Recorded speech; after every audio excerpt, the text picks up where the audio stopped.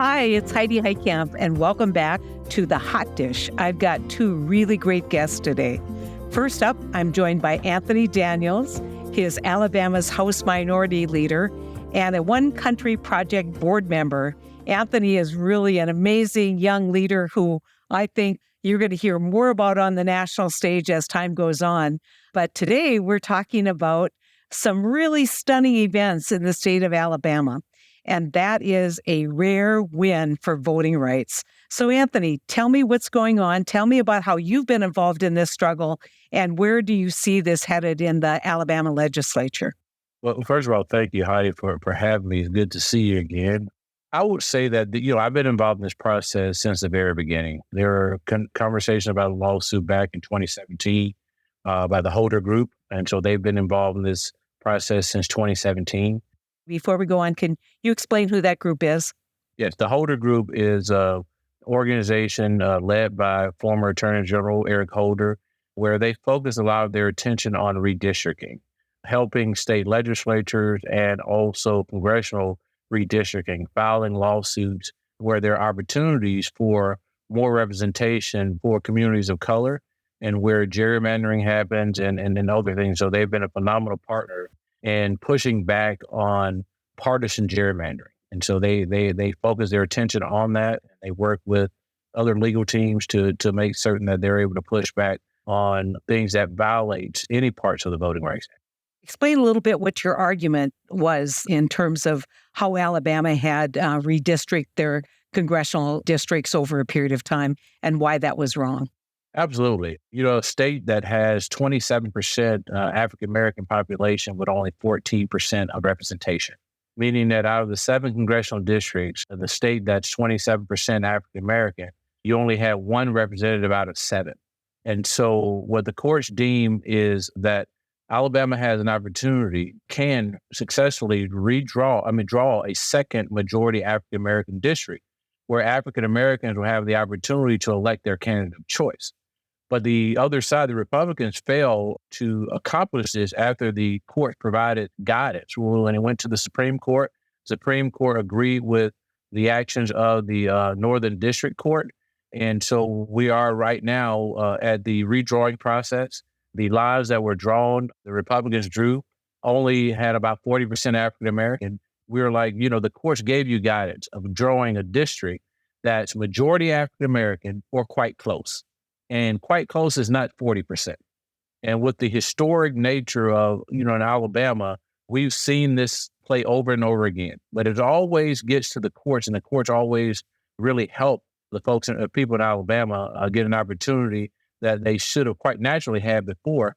But it always takes the courts intervening, and we're excited about the opportunity. And 2 of these judges are Trump appointed. And so we're very excited about the ruling. We know that the other side is going to appeal. But what we're looking at is the basis of the case is not R or D. It's not about Republican or Democrat. It is about African Americans having the ability to elect their candidate of choice. And the state of Alabama focused more on defiance instead of compliance.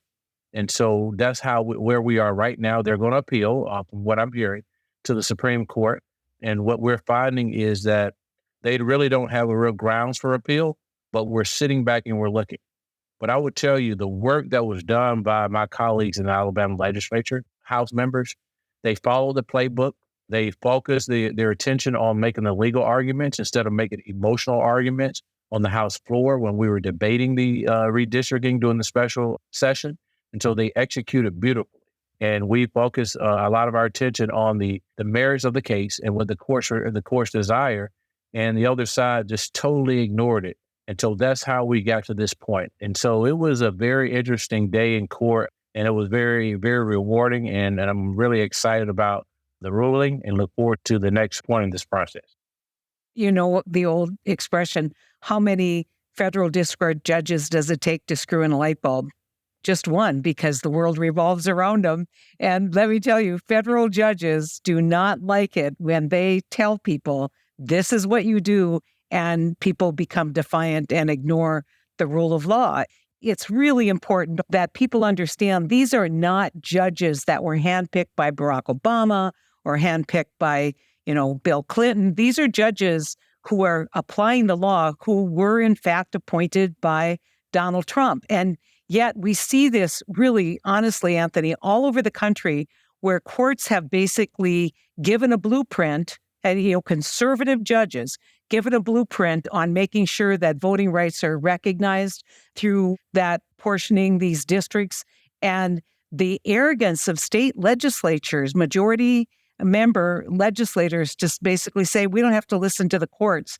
Hopefully the Halder team will get sanctions as this moves forward, as Alabama continues to ignore the mandate of the court. Absolutely. I think that the Attorney General, when you're from a party and talk about being conservative and talk about being fiscally conservative, well, we wasted millions and millions of dollars of taxpayer dollars fighting a case and defying the court. And so we're focusing on trying to get a decision on something and continue to appeal it and get the same result. And so it's unfortunate. It is something that we have to look at down the road. And I think that it puts these other states in a great position. We have the blueprint, just follow the blueprint that we've laid out for you, even from the legislative standpoint. But one of the things, Senator Heidi, I do think is important for folks across the country to understand about the South is that don't win the case and lose the race. And what I mean by that is making investments, playing the long game is okay. It's for moments like this that you realize the importance of playing the long game. Because at the end of the day, if there's no infrastructure on the ground and you win these cases and you're given a district that's favorable to Democrats and you don't have the infrastructure built and the cadence built on the ground, it can result in a loss. And so let's be excited for the ruling, but let's not just win the case. We got to win the race as well. What a great expression. And, the other thing that it will do is it will maybe force the majority party to pay more attention to the needs of African-American citizens. I mean, quit assuming that this is partisan. Start assuming that these are voters who have been disenfranchised, their interests aren't represented, and now you have a chance to have that conversation in this district. But like you said, Democrats don't take it for granted that it's going to go your way either. Elections matter and discussions during elections matter. And so, Anthony, it's an exciting time. I have a question I think many of our listeners would be curious. You're the minority leader in the Alabama House of Representatives. I think a lot of people believe that Alabama is one of the most conservative states of the union. I think I could tell you that North Dakota could give you a run for their money. North Dakota gave Donald Trump the third highest percentage of any state in the union, behind West Virginia and Wyoming. And Alabama is a changing state. And change comes in a level of difficulty for people who have been in power so long in one state. Can you just talk about the demographic changes in Alabama and the changes in terms of urban rural and how we need to do a better job in the Democratic Party reaching out to those rural, particularly African-American voters who really haven't paid a lot of attention, feel like no one's paid attention. And I know this has been a passion for you. You've been a leader in this effort nationally. If we can just talk a little bit about what you're doing on that score. Well, thank you, Heidi. I think that it's the work of your vision, One Country Project, that are really one of the only entities in this country that's focusing on places that were considered flower of a country for the rest of our party. And so it's, thankful for folks like you that really understand the importance of engaging and reaching out to voters in rural communities.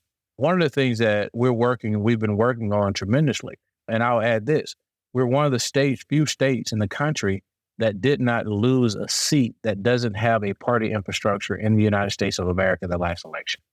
And it's because of partners like OCP and others that we've been able to do that.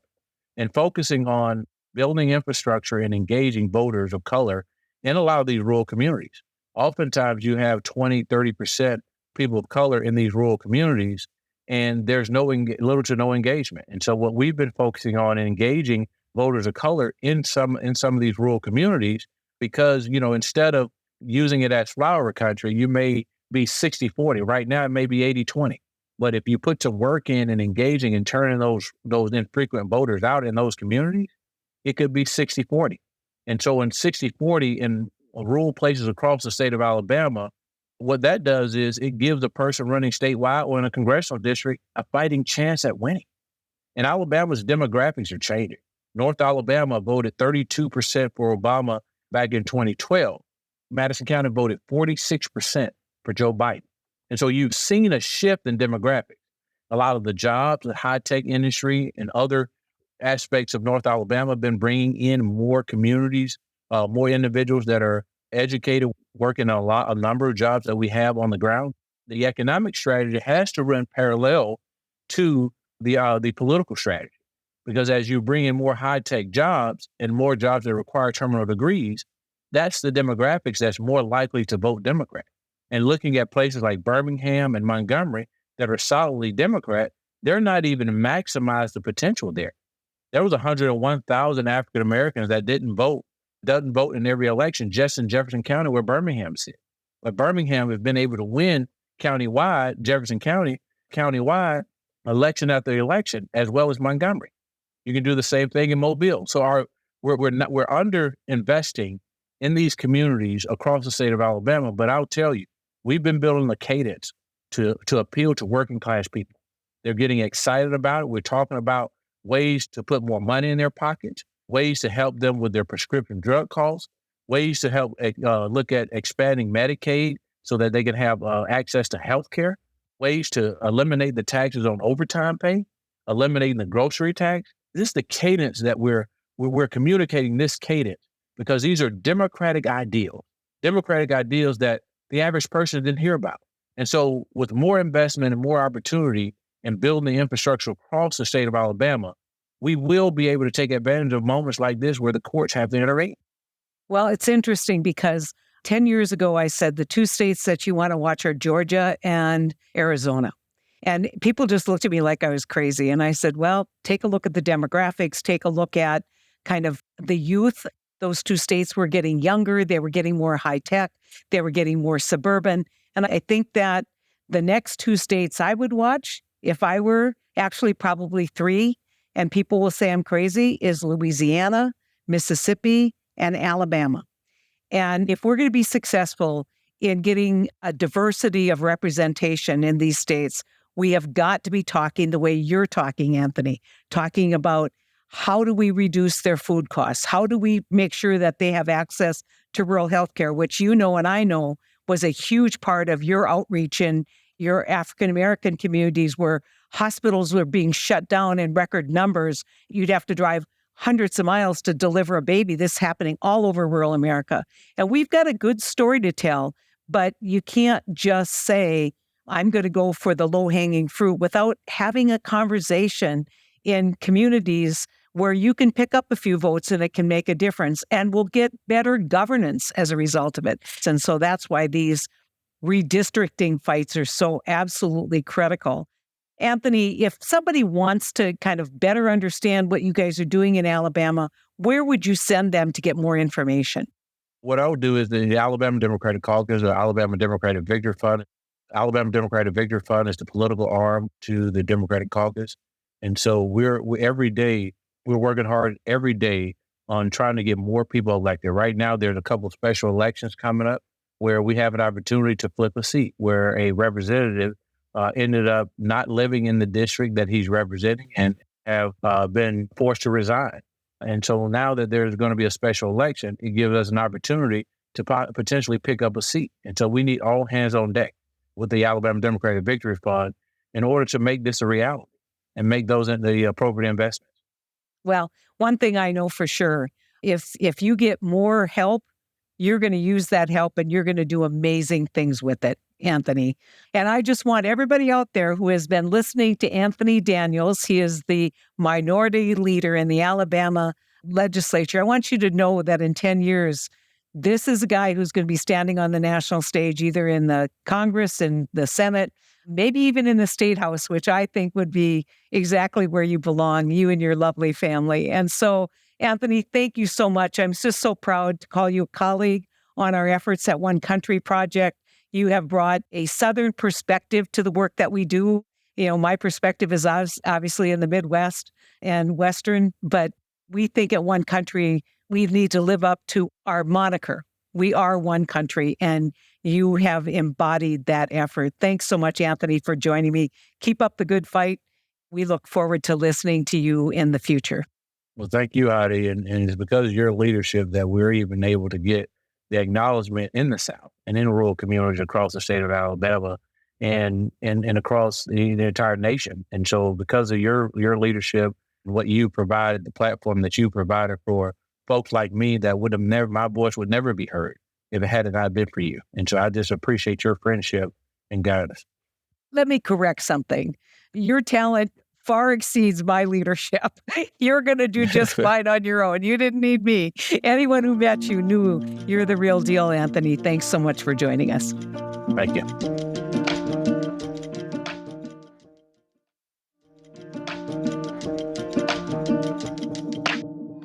There is nothing more devastating than losing a child, and the opioid epidemic has taken far too many of our children. Angela Kennecke is a former news anchor with the CBS affiliate in KELO TV in South Dakota, and she is my guest today to talk about her advocacy work since this tragedy struck her own family. Angela went from covering the opioid epidemic crisis as a reporter to experiencing this devastation firsthand. We're here to talk about a really personal story, and I can't tell you how grateful we are, not just for the purpose of this podcast, but all the mothers who are experiencing this kind of tragedy, for you lending your voice when I'm sure there were many times, Angela, when you simply wanted to pull the covers up over your head and never speak to another person. And so I want to talk about first, maybe your daughter's journey and how she got involved in opioids, and then talk a little bit about how you came to the realization that your life work had to be preventing this, or at least exposing this problem and preventing this from happening to another family. Well, Heidi, thank you so much for having me on your podcast. And it has been quite the journey of losing my daughter, Emily, who was just 21 when she died just a little more than 5 years ago. I could never have imagined this kind of thing happening in my family. Emily had all of the gifts and all of the privileges, of being middle class. And she was a gifted student. She was a gifted athlete. She was a super talented artist. She had all the advantages. She went to every camp for every interest she wanted to explore. She was able to have a college fund and all of these things. And none of that seemed to matter once substance use disorder took hold of her. And it started at a really young age. And it really was because of the peers that she sought out. It was one particular boyfriend. She had what we consider a good group of friends. And we all know that even good kids can make bad decisions sometimes. But she had a really great group of friends. I wasn't worried. I thought things were going great. And she met a boy and fell in love, and he was a drug dealer. And from there, it really went downhill. We had a lot of behavioral issues with her in high school. I did get her, and she got an art scholarship to go to college. She started in college, but ended up dropping out. And you could see that things were changing with her. You could see the use progressing. She hid a lot of it from me and from her family. And I think there were some underlying mental health issues. So now the question always is it the chicken or the egg? Did the drug use, especially at a young age, before your brain is fully developed, did that cause some anxiety and depression and things like that? Or did she already have those things, and was she self-medicating? It's really hard to know. I mean, I'd taken her to so many counselors when this behavior started in high school, when I still had some control. I had even called in law enforcement at one point. So, I tried every tool in the toolbox I could think of. And here I am, a journalist doing research and reporting on things like the opioid crisis. And I should know what to do, right? But as a parent, it is the most frustrating and helpless situation you could ever be put in. And now I have my own podcast. It's called Grieving Out Loud. And I interview parents all the time, parents whose children became addicted or even just took one pill and died from fentanyl, and parents whose children completed suicide after suffering from substance use disorder. So we all kind of feel the same way. And I speak for so many parents. There are so many of us now. When I first spoke out, when you talked about that, it was really scary. But getting back to Emily, we knew something was wrong, and I knew about marijuana and Xanax. That's what I knew about. And I knew she'd gone to see a psychiatrist during all of this, and she had been prescribed Klonopin. So I knew about a prescription drug, and that's what I knew about. Well, we were 3 days away from holding an intervention when Emily died, and she died of fentanyl poisoning. She was using heroin. We didn't know that. We knew something was terribly wrong. We had gotten her a bed in a treatment center. We were going to hold this intervention. We were really hopeful, but we were too late. And I was doing stories at the time on overdoses and Good Samaritan laws, and it was something I felt that I should have been able to prevent, yet I couldn't. And it was really devastating, heartbreaking. It still is every day. But in terms of your question about speaking out, I had this platform, and I knew that I could do it. So therefore, I should do it. I had asked so many parents over the years to talk to me after losing children, after so many things. I'd asked people to talk to me after the most devastating moments of their lives and victims of crime and things like that. And I just thought, how can I run and hide from this? And I've always said from the beginning, if me speaking out and now me doing all of this work that Emily's Hope does saves one life, prevents one parent from going through something like this, it will all have been worth it. Can you talk a little bit about your journey trying to seek counselors and help and the work that you're doing now to provide at least some direction to families who are in your position and just trying desperately to save their children? Yes. So one thing you should know, I can throw some statistics out at you too. Obviously, South Dakota is a rural state, and the city I live in, Sioux Falls, we had 302 emergency room visits for overdose in 2022. I mean, that's a lot for a community of 250,000. In the first half of 2023, we've lost 7 people to overdose. And I know from speaking all across the country, I go tell Emily's story now. I bring it to schools. And I've had a lot of rural schools reach out to me, a lot of superintendents in small towns like Presho, South Dakota, Kimball, South Dakota, say to me, the problem is here. In fact, in one of these small towns where I spoke to students, they had had 3 overdoses that month among students who had been saved by Narcan in these little tiny towns. And then, of course, you have the Native American reservations. And we know, meth is a huge issue there. And now fentanyl has become a huge issue on reservations. And it seemed like such an insurmountable problem. As a parent, you try all these things, but someone like my daughter who was very strong-willed, and you have to understand that disease is an addiction of the brain, and it tricks the brain into thinking that this substance is the most important thing, more important than anything else. Getting this substance, maintaining this substance is more important than anything else. And that's why we see like grown adults who have a substance use disorder stop caring for their children because the substance becomes so important. And so you really are battling an uphill battle, but we definitely need more resources. One of the things that we're trying to do at Emily's Hope, and we just are part of a larger group who was awarded a federal grant to work on overdoses in rural areas, is we need to educate every physician out there on prescribing buprenorphine or medically assisted treatment for opioids use disorder because it works. And there's such a stigma among doctors, among medical health professionals when it comes to prescribing a drug to treat another drug, right? But the studies show, the statistics show that it works. It's just like a diabetic taking a drug for diabetes or someone with heart disease. But we have all of these preconceived ideas and biases about it. Medically assisted treatment we know works. And we know that helping people detox in that way prevents suicides and things like that, because when people are detoxing, they're at the lowest they've ever been. And that suicide ideation can go along with opioid use disorder as well.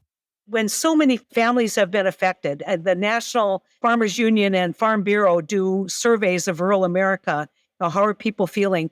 They found that 74% of farmers have been directly impacted by opioid abuse. Think about that. And so whatever we're doing right now is not working.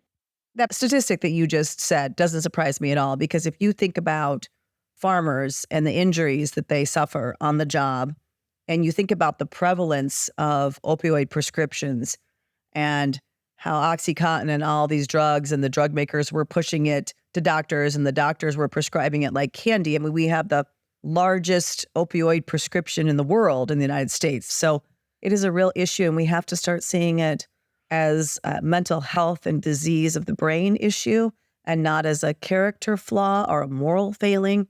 You know, you hear, why can't they just stop? We also heard a lot of, especially when I first went public, and even sometimes today I'll hear, well, you were just a bad parent. You know, that's why this happened to you. And I think that kind of rhetoric and those kinds of prejudices and biases that just simply aren't true do so much to stop us from solving the problem. I want to go back to something you said early on when you were talking about Emily and the chicken and the egg. So much of what we see in addiction frequently is a kind of self-medication for challenges that people are having otherwise. Can you talk a little bit about the challenges that so many rural communities have in accessing mental health treatment? So I want to clarify something here. When we talk about 110,000 people dying in 2022 to overdose, about 80% of those were fentanyl poisoning. The CDC calls everything overdose. You have some parents that get really upset when you say their child died from overdose. No, it was fentanyl poisoning. They didn't know they were getting fentanyl, which is true. But the other 20% of the 110,000 people died from meth overdoses are on the rise and multiple drugs in someone's system, those kinds of things. So you have so many people dying every year and so much fentanyl out there. But we have a support group for everybody who has a loved one who they've lost. And we get together and we met with this grief specialist, this grief expert who's got his PhD in thanatology. And he was telling us that almost all addictions are based in grief and trauma, especially grief. So people that are going through addiction, they probably don't start off thinking I'm self-medicating, but there's a reason why they want a feeling of elation or a high. They want to escape reality, right? Because it's all hard for all of us, but some people are really, really struggling with loss and grief, childhood traumas, things like that. And the problem you have in rural areas is that there just aren't enough resources. The state never has enough money. There aren't enough beds. There aren't enough mental health professionals working in rural areas. And we have to find ways to fund that, to attract people to rural areas, and to also take away the stigma, not only for getting help for addiction, but also for getting help for mental illness. And I think that is starting to happen. I think it's happening much more with the younger generation. I see that with Generation Z, that they're talking about this much more than people our age are.